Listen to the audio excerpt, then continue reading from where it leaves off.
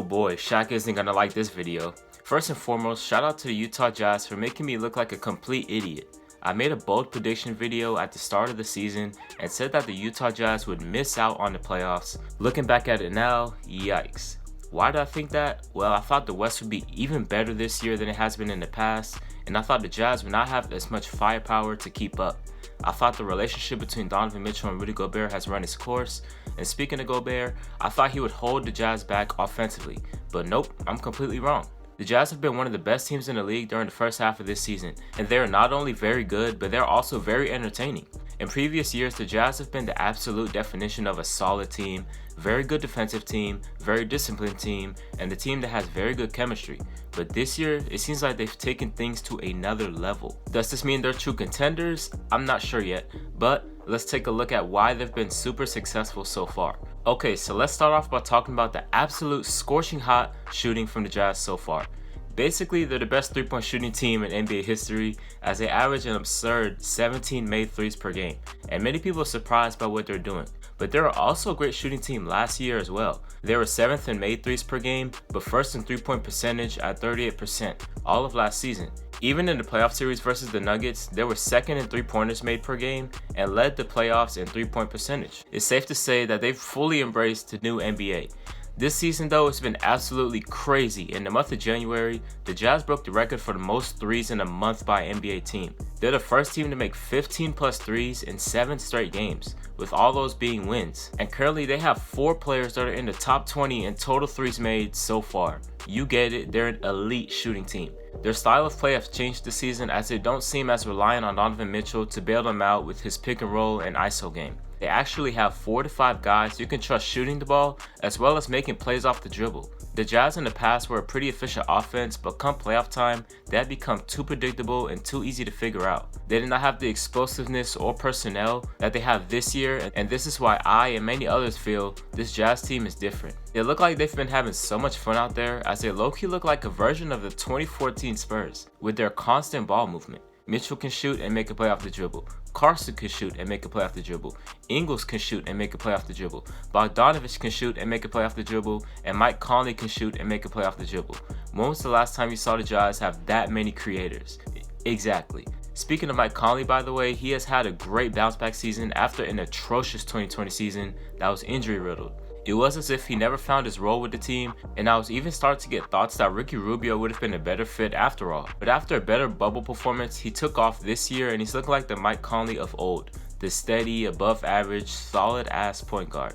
He's averaging 16.5 points per game and about 6 assists on 45% shooting from the field.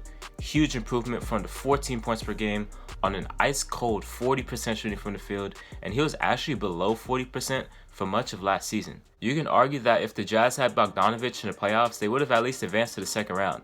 With him back, he's averaging less points per game this year, but that's due to the crazy ball movement and offensive options that the Jazz have at their disposal. He's a guy that could easily average over 20 plus if he wanted to. Clarkson is the Jazz's second leading scorer and frontrunner for 6th Man of the Year. The Jazz organization made the right decision by re-signing him this past offseason, as I screamed that he would be pretty much essential for this team who had had trouble scoring the ball last season. Jingling Joe continues to do his thing, no surprise about that, and Rudy Gobert hasn't added too much to his offensive game for it to be noticeable by the eye test, but he has been exceptional so far.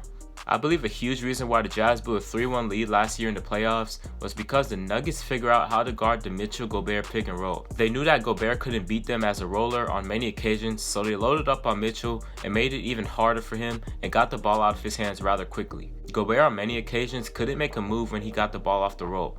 When he got the ball off the roll, he fumbled the ball a good amount. He found himself along the baseline a lot of the times, and we know Gobert doesn't have a great touch around the rim. He couldn't find the open man fast enough when defenses collapsed on him. To be fair, I observed most of these things during the crunch time moments in that series. Other than that, he was pretty damn good. Now in 2021, Gobert has improved his touch and awareness on the offensive side. He can do a little bit more off the dribble, he can finish around the basket with more touch, he can find the open guy quicker to go along his great screen setting and using his 7'1" frame and freakishly long arms. This Jazz team is different. They are currently the only team in the league that is top 10 in both offensive and defensive rating. They're still the same Jazz team that is very solid defensively and that's capable of shutting down their opponents.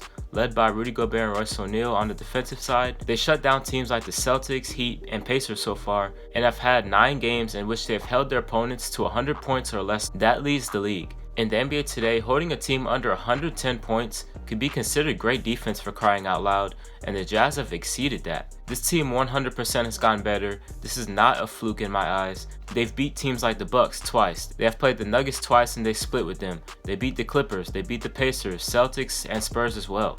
I don't see any way you can call this team a fluke. They have the overall 8th toughest schedule in the league. Compared to contenders that have a strength of schedule that is outside the top 10. With all that being said about this Utah Jazz team, it is time for the moment of truth.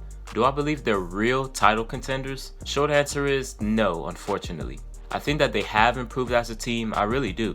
They're not the same pretending Jazz team that everyone glosses over every year come playoff time. They could be a real factor this time around. The only way I see these guys going to the finals or anything like that is if they finish out the season as the #1 seed, which is possible now that we don't know the health of AD. They can outlast the Clippers for the #1 seed, as PG has also been dealing with injuries. If they are the 1 seed, that more than likely sets up a second round matchup between the Lakers and Clippers. And like I said in my Clippers video, I think they're better equipped for a playoff run this time around, and maybe that's enough to beat the Lakers in a playoff series. Then from there, I do think the Jazz do have much more chance of beating the Clippers in a series than beating the Lakers in a series, because let's be real, LeBron is not losing to no Utah Jazz. But other than that, I don't think they'll go past the conference finals if they even get there. Now you let me know how you feel about the Utah Jazz. Are they true contenders in your eyes? Why or why not? Can they really be the 1 seed in the West? Is Donovan Mitchell a top 15 player in the league? Let me know. But this is Jimmy from Just the Facts, and I'm signing out. Peace.